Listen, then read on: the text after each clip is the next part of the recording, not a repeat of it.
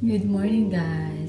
So, ngayon ang aga ko nagising, 6:30 AM and 10 AM kami pupunta ng shop. So, magpe-prepare na ako ng breakfast namin ni Eric.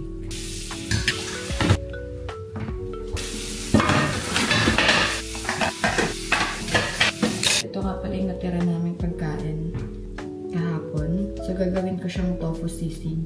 Magdadagdag lang ako ng isa. Bumubulong-bulong lang ako, guys, kasi si Eric natutulog pa.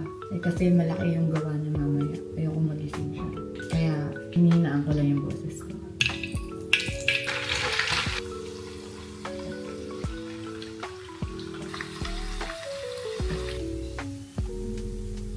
Tapos na ako magluto.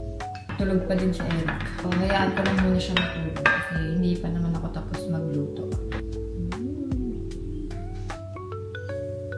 Dapat makakain na si Eric bago mag-tattoo kasi dalawang malaki gagawin niya mamaya. Ito yung natirang rice kagabi nung kumain kami dun sa Thai restaurant. Meron pa din akong natirang rice. Malamig naman dito so hindi siya basta-basta mapapanis. Ayaw nating napapanisan ng kanin sa rice cooker.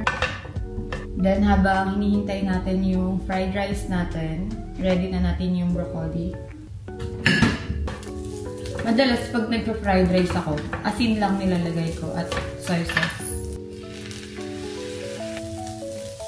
And then, set aside na natin yung fried rice. I'm done with the fried rice, guys. So, magpapakulo na tayo ng tubig. Tapos na siya, and then, gigisingin na natin si Eric para kumain.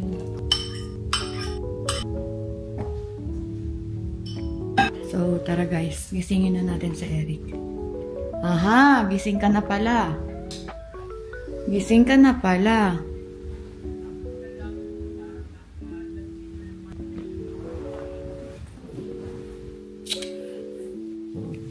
Hanggang mo ah. Nagluto ang pagkain. Dami tayo.